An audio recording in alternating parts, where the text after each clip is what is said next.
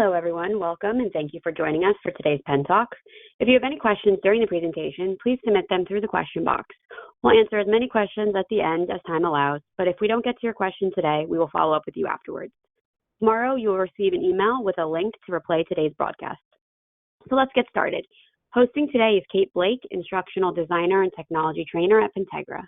Kate has been with us since the beginning of her career, where she started in the retirement benefits field. Kate is going to provide an overview of the 5 retirement plan trends that could be on the horizon for 2024. So Kate, I will now hand things over to you.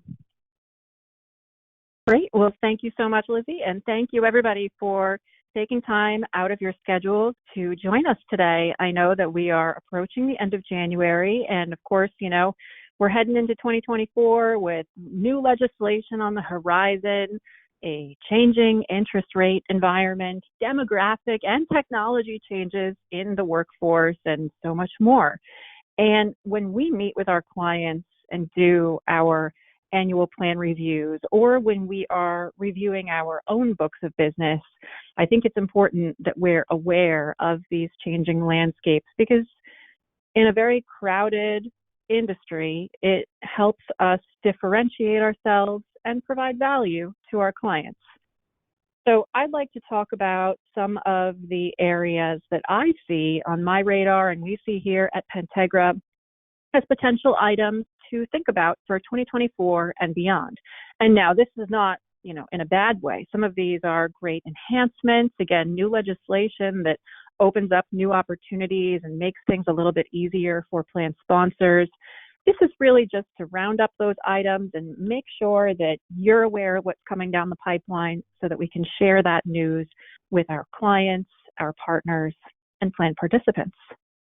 So let's kick it off with our first topic here, which is pension funding and cash balance plans. Now, this is something that over the last decade and a half that I've been in the industry has kind of fallen out of favor.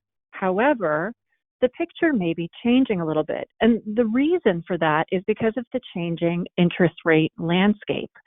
It's making certain defined benefit plans, from my perspective, specifically cash balance plans, look a little bit more attractive to clients than they may have looked in the past. Why? Simply put, there's an inverse relationship between interest rates and pension liabilities. What that means is that in a low rate environment, which we were in for quite a while, pension liabilities are high, and minimum required contributions to pension plans, including cash balance plans, are expensive, and they can be unpredictable. We started in a low interest rate environment, post '08, and then there were some pieces of legislation that came into play. Some of you may remember MAP 28 and HATFA that sort of changed the way we value plan liabilities, that had some unintended consequences of causing or increased required minimum contributions for years and years.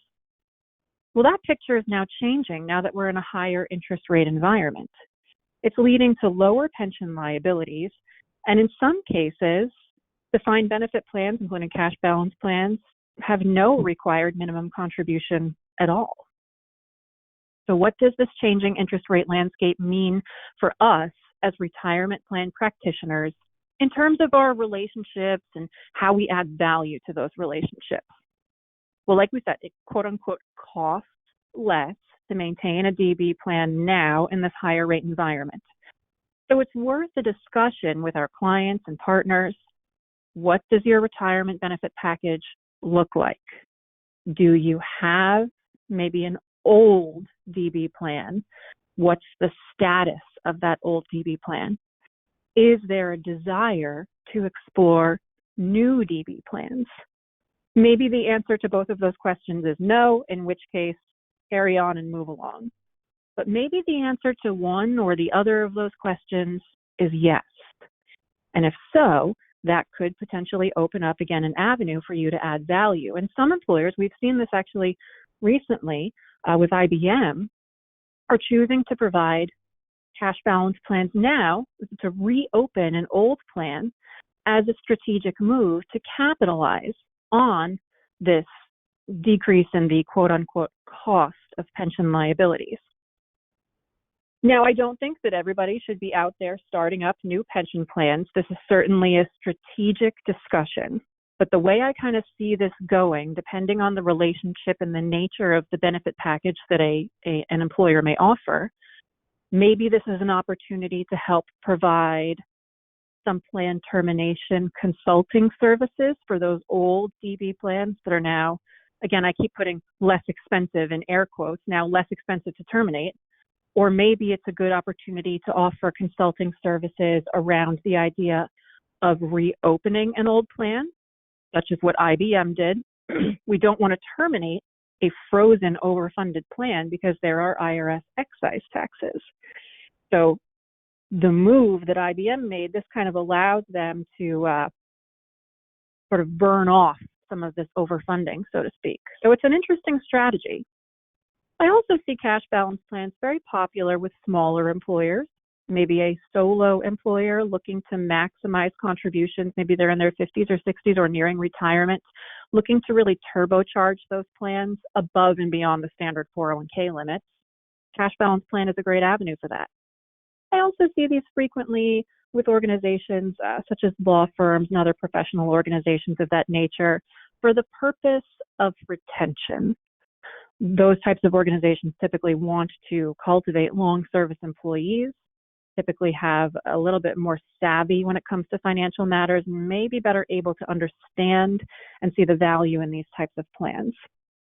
So not something for everyone, but potentially an interesting avenue for discussion given the interest rate environment that we are in.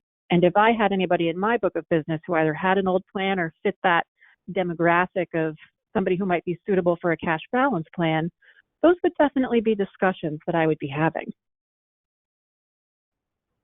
We also are seeing a lot of legislation that not is necessarily passing this year, but is now coming into the fore and actually hitting us operationally. And the way we see this working is, we always see legislation passed. So we had Secure, followed by Secure 2.0. Then there's a little bit of a lag while we wait for guidance, and then we're able to start implementing those changes operationally. So we've gotten some guidance this year about some changes and enhancements that are now available with Secure and Secure 2.0. So I wanted to spend a couple of moments talking about those. Now, this is wide sweeping legislation. I picked pieces of the legislation that are becoming relevant now. In other words, the provisions are coming into play operationally, or pieces of legislation or pieces of the package that I thought might be interesting for purposes of starting a discussion with clients. Again, this is just a great way that we can add value in those annual plan review scenarios, which typically tend to happen, around the springtime. So, de minimis financial incentives for contributing to a 401k plan. I think that this one's really interesting. I personally used to be an education consultant, and I would travel around the country and meet with participants and explain plans and encourage them to participate and all that good stuff. And much as I hate to say it, incentives work. If we had a pizza party or something, people would be significantly more likely to attend, say, an education meeting. But we could never give them financial incentives. That was not permitted under the regulations. Now, for plan years beginning, it's after 12/29/22. The easy way of saying that is 23 and beyond. We can now provide de minimis financial incentives for contributing. Now, there's a couple of stipulations. It has to have a value of $250 or less. And there's nuance. It applies only to employees without an existing election to defer. So if you're offering incentives, you have to be aware of who is contributing versus not, because you can only give an incentive for a new employee. It also can't be used, along the same vein, can't be used to encourage participants to increase their deferrals. So it's only for newbies. Match can't count toward it. They're not treated as plan contributions.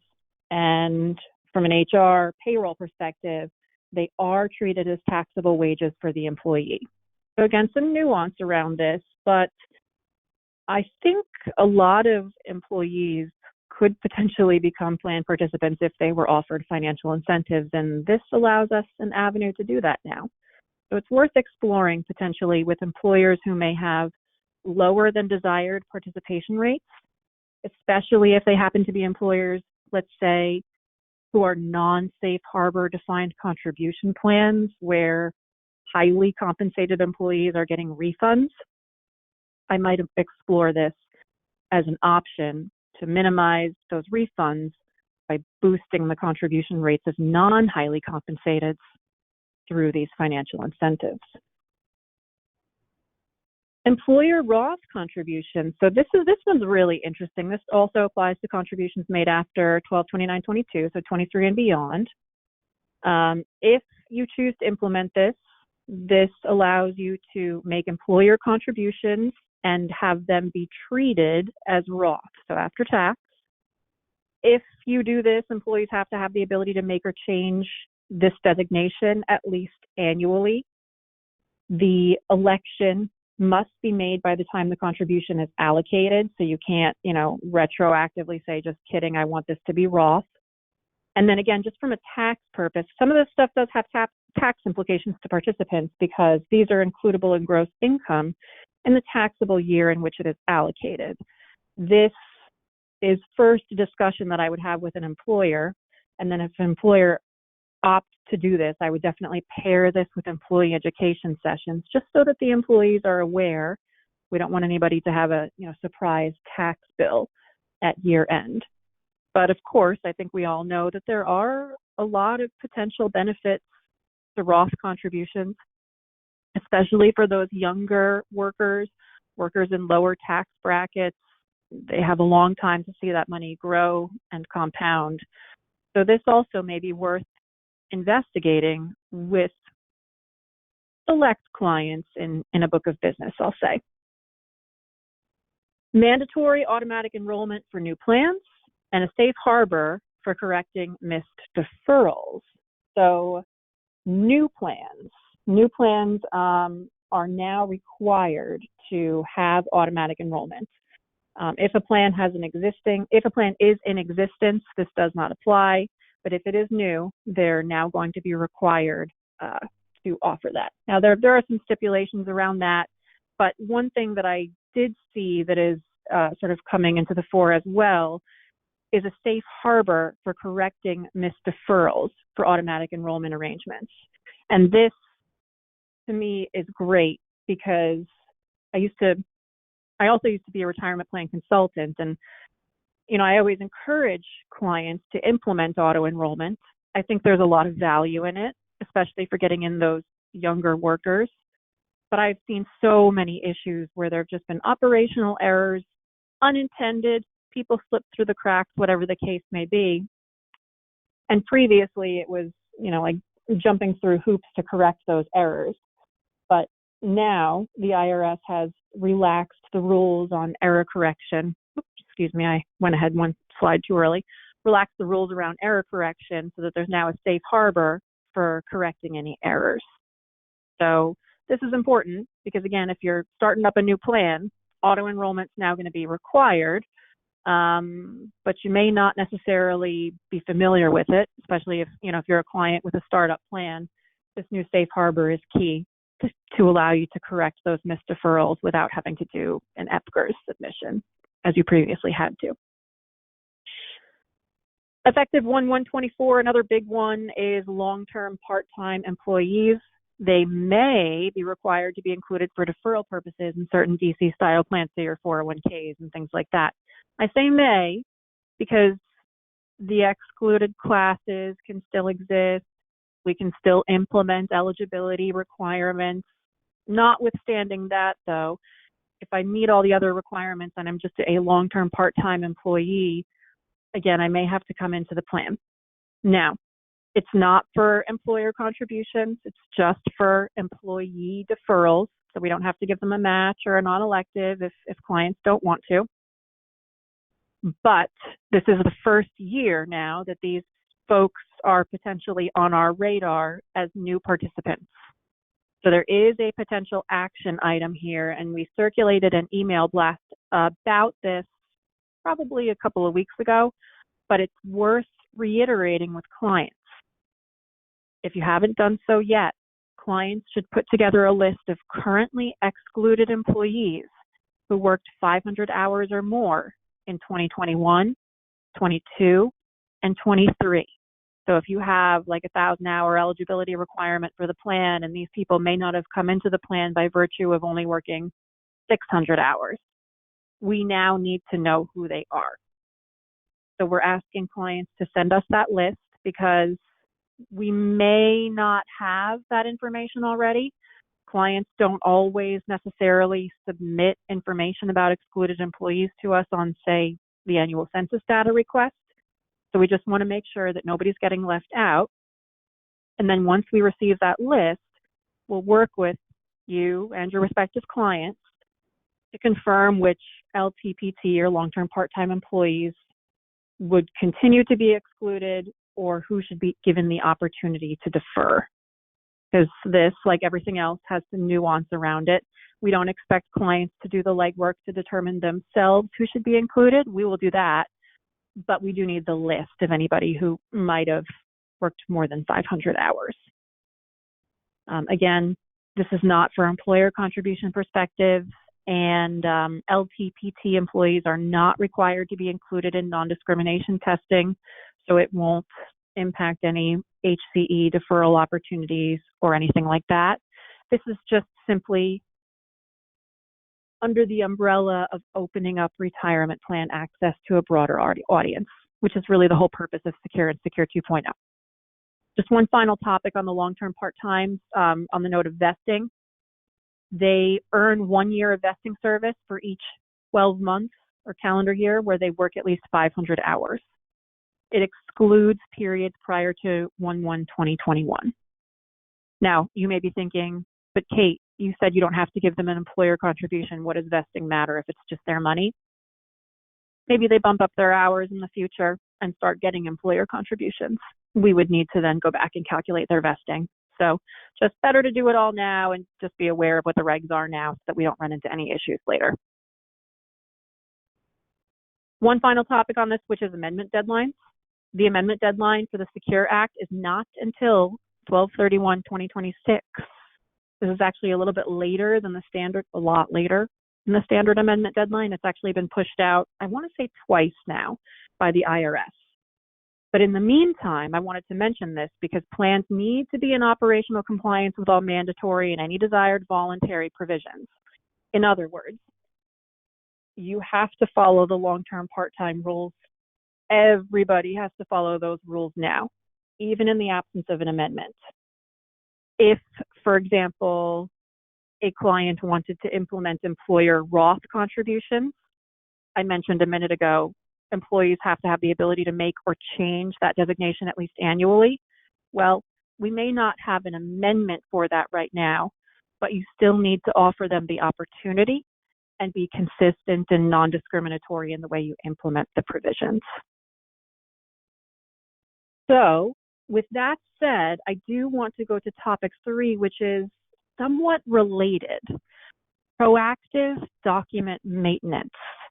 Now, most 401k plans, I'm down here in the graphic, with documents provided by Pentegra are using the Cycle 3 document. This was last restated between 2020 and 2022. I have that time period on there because some employers executed their documents earlier, some later. It just kind of depends on when the employer signed it. But that was the IRS mandated window that you had to restate.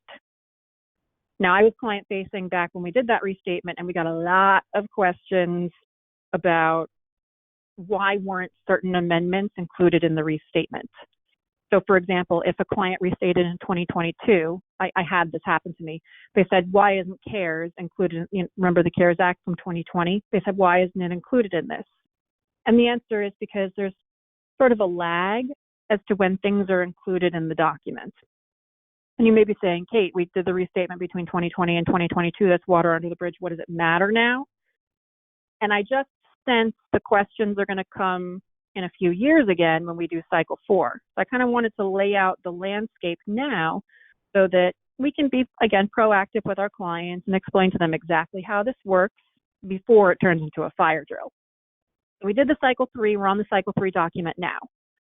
At some point before 12/31/2026, we typically wait on model language from our document provider, but at some point before then, we will supply the amendments for Secure and Secure 2.0. Clients will sign them and execute them.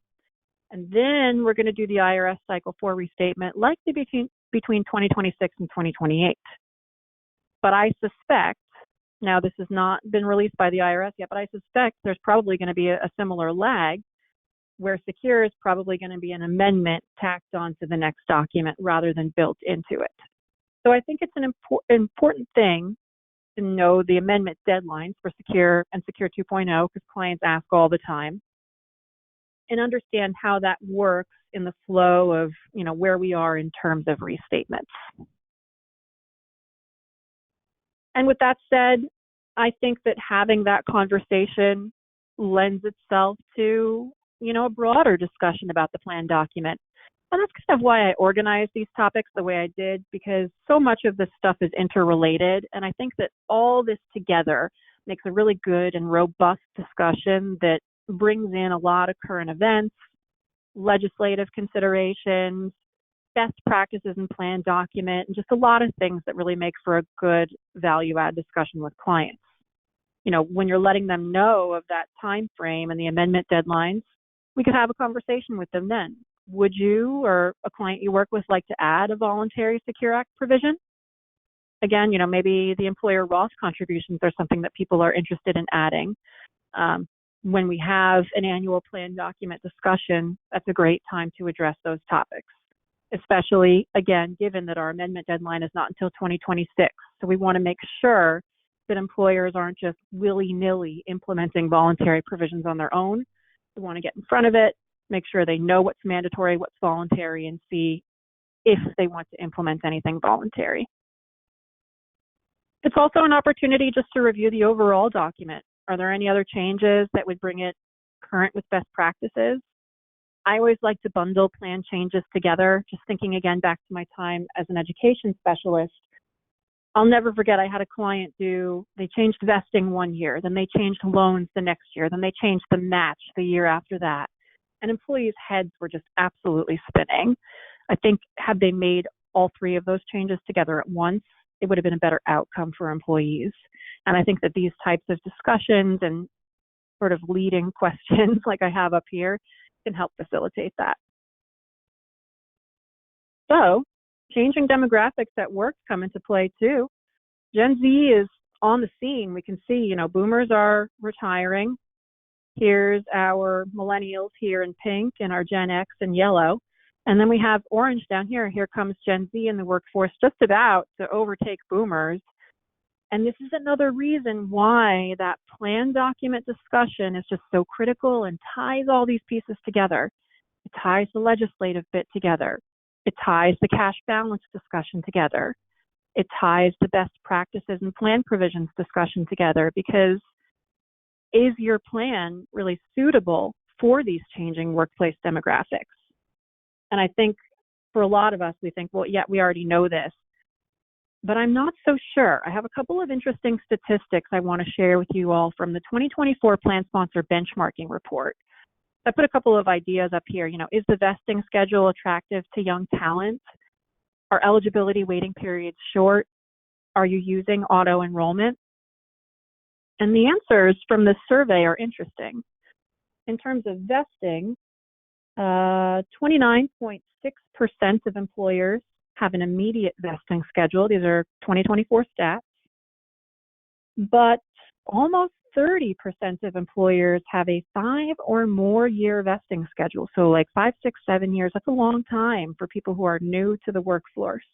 And I think the trend is going more towards immediate eligibility, immediate vesting. But ditto in terms of eligibility, I got ahead of myself. As of 2024, 40% of employers offer immediate eligibility, 25% offer eligibility within 3 months. So we see where the industry is going. But another 14% of employers still have a year waiting period. So, if we have those clients in our book of business, this is an important conversation to have in terms of recruitment and retention for a changing generation. And then auto enrollment, while we said it's going to be mandatory now for new plans under Secure 2.0, for existing plans, it is not required. 44% of existing plans currently offer auto enrollment, but 52.8% do not. That doesn't add up to 100, by the way. Some respondents weren't sure. But that's half of retirement plans that don't have auto enrollment. Of the employers who do have auto enroll, 40% of employers have a default contribution rate between 2 and 3%. That's probably not enough if we're being honest.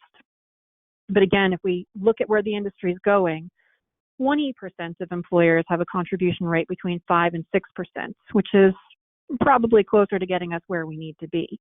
Still not all the way, but closer. And 54% of employers do not offer auto escalation. So I thought that this was really interesting because I think we all know that we want our benefit packages to be palatable to the people that we, want to work for us. But then when I go and look at the statistics, I see some low-hanging fruit items that I think, are worth having discussions with clients about. And then lastly, I know I'm almost out of time here, but maximizing opportunity in technology, AI and machine learning is just on the scene everywhere, and ChatGPT dominates the conversation. But I think there are a few other technology best practices that we have at our fingertips that we should encourage clients and plan sponsors to use. And I think this is like a filed under don't lose the forest for the trees, or whatever that expression is. We get so into ChatGPT and other things that we forget what's already here. Almost every provider these days has automatic rebalancing. How many people don't even know what it is, though? The modeling software on most platforms has changed dramatically. I know on the platforms we use has changed dramatically from the early days and should be a part of participant planning and education. I think a lot of our participants just don't know what's out there for them. And, secure file exchange is standard these days. Make sure you're using that if you are not already. But, what about artificial intelligence and machine learning? I think that there are potentially going to be some applications in the retirement plan space that might be interesting. I don't think that 401ks are going to be run by robots tomorrow. But I found an interesting article recently from the National Association of Plan Advisors, NAPA, which suggests that there might be room for this technology in the space. And one solution that I thought was interesting that they talked about was at your fingertips plan benchmarking. Could be AI driven in the future. And in my mind, instead of, robots taking care of our retirement plans, what a great use of this technology. I think that the benefit of AI is that it is able to really crunch data a lot more efficiently than we as humans can. And imagine the kind of data sets that you could feed into, an algorithm, and the type of benchmarking data about plan provisions, about fees, about all that stuff that you could get out, and how much of a value add that might be to these types of client conversations. So this will be a year of change and a lot of growth in the retirement plan arena. Like so many other industries, we should be proactive in understanding the impact of interest rates on the overall benefit picture, keeping in touch with those legislative updates, monitoring that document proactively and explaining how the amendment and restatement process flows proactively. Consider the needs of younger generations entering the workforce, and make sure we use technology to our advantage, both, again, the older existing technology that so many of us just are not using to the full advantage now, plus different and new options that might be coming down the road, like, as we mentioned, benchmarking solutions and things of that nature. More to come, certainly, on that topic. But with that said, that concludes my remarks, and I think I'm out of time. So, Lizzie, I'll pass it back to you to close us out. Great. Thank you so much for your time today, Kate, and thank you, everyone, for attending today. Just a reminder, you will receive this recording tomorrow in an email, and everyone have a great rest of your evening.